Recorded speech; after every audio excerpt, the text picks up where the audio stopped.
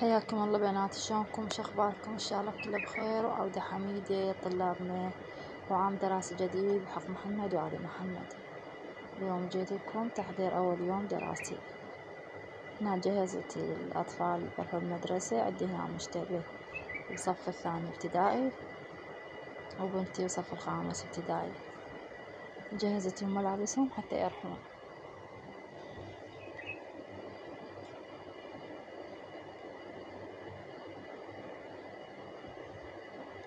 ملابسهم هنا، جنطتهم هنا، دفاترهم، قرطاسيتهم يحتاجونها، واللاش بوكس ومطارية الماي. هنا بنتي الكبيرة صف ثالث متوسط، هي جهزت روحها، وبعد ما راح أوجهها للمدرسة بديت أنا تنظيف.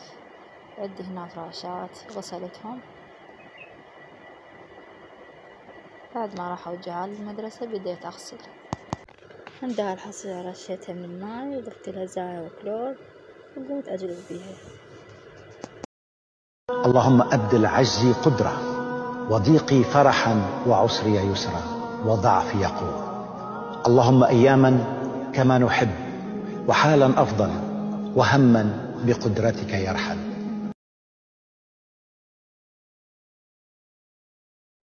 شوف، في حياتك تعلم درس، كل شيء له بداية إلى نهاية. إذا فرحت لا تتعلق بفرحك، مثل ما بدأ راح ينتهي. وإذا حزنت لا تقول هاي هي الدنيا انتهت، لأن الحزن كما بدأ سينتهي يوم. شوف، الألم ألمين. أكو ألم وقتي، هذا الألم الوقتي يمر مع الأيام، ويا الأيام تنسى، ممكن تتجاوزه، بس أكو ألم دائم. الله، أكو ألم ما يفارقك أبد أبد، وبعضنا نتعرض إلى هذه الآلام. ألم يستمر وياك سنوات. نصيحة أقول لك، تعلم كيف تتعايش مع ألم. أستودعك يا الله نفسي من ذل الحياة ومن ضجيج التفكير. عوضني عن كل شيء أحببته فخسرته، طابت له نفسي فذهب، صدقته فكذب، استأمنته فغدر. اللهم لا تشغلني ولا تعلقني بشيء لم تكتبه لي.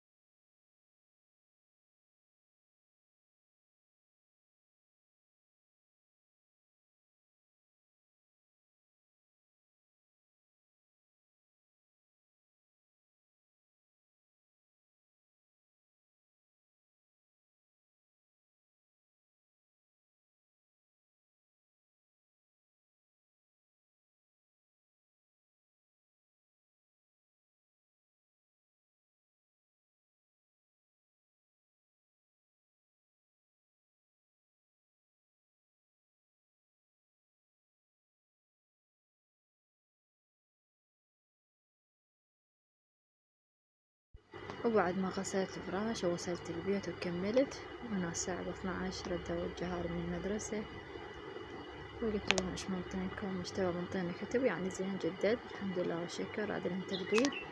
حاول رابعة ما منطينها صف خامس ابتدائي، بس قال لهم كتبوا جدول الضرب. هنا قعدت حضر جدول الضرب كتبته.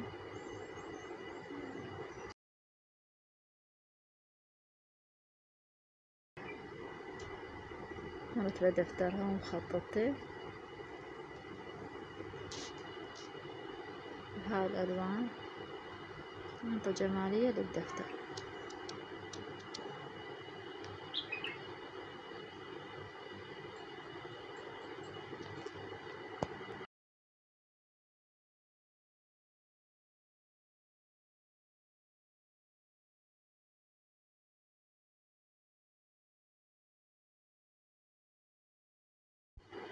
وهاي كتب مشتغلة صورتهن صف ثاني ابتدائي، زينات الكتب وجدا كتاب واحد يعني قديم بس زين جديد.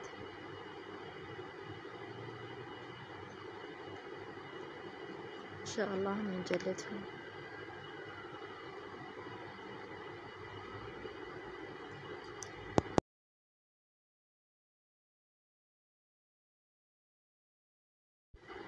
وهنا شاركتكم عشان بس العشاء ما شاركت الغدا، سويت عشاء بسيط وسهل وحلو يحبون الجهاد.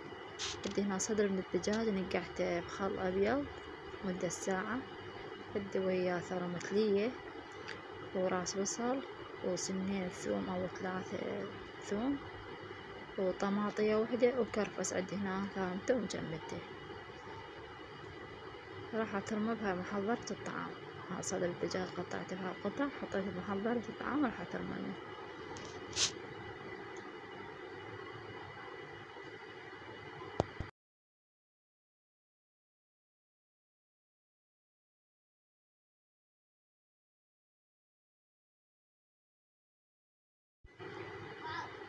وهنا ثام صدر الدجاج كلش ناعم.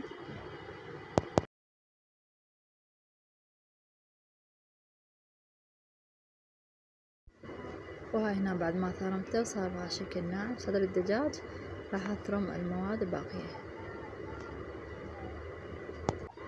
هنا حطيت اللية والبصل والكرفس والطماطم ثرمتهم. بعد ما ثرمتهم ضفتهم على صدر الدجاج المثروم، وراح أضيف لهم البهارات. عندي هنا بابريكا وكركم وملح وبهارات مشكلة، وعندي خاشوقتين من الطحين. راح أضيف هالمكونات كلها على الدجاج المثروم وأبدأ أعجن به. هنا ضفت خاشوقتين الطحين.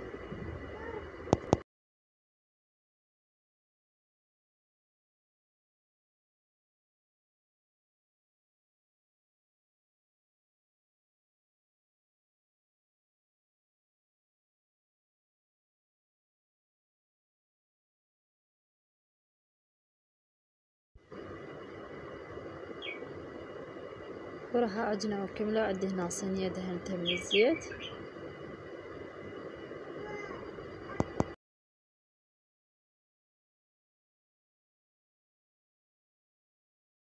وهنا ضفته بالصينية. راح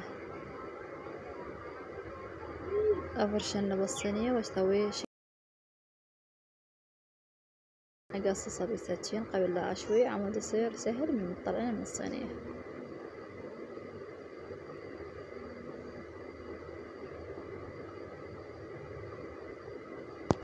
وبعد ما كملت هنا الكباب راح أحطه بالفرن أخليه يشوي. وهنا راح أسوي طريقة الثومية.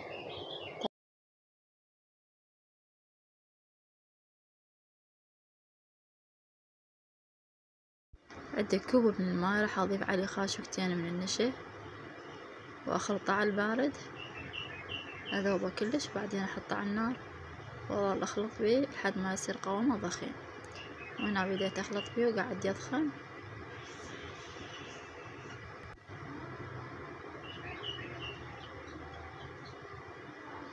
وهنا بدأ يضخم عندي صار بهذا الشكل. راح أخليه يبرد وراح أخلطه بهاي محضرة الطعام وأضيف هذا النشا اللي سويته وأحط عليه.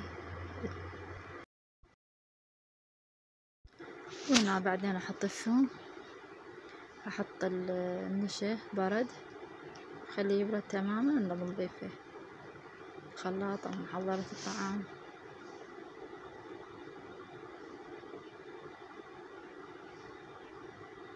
هنا ضفت الثوم. هنا عندي 3 خواشيق من الخل الأبيض وخاشقتين من الروبة. بس بعدين احتاجت روبة ضفت 3 خواشيق، يعني المقدار يعني أخذت وياها من الروبة 5 خواشيق 2 ونضفت 3. هنا نص خاشوقة من الملح وبديت أخلط بيه. هنا بعد ما خلطته راح أضيف شوية زيت وأخلطه. بعدين هم رجعت حطيت الزيت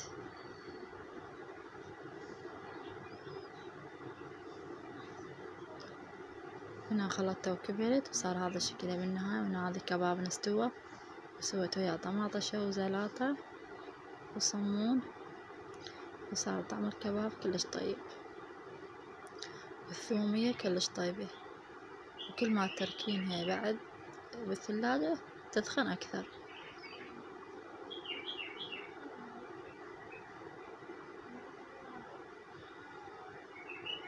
هاي أنا قاعدة أوريكم الثومية شكلها،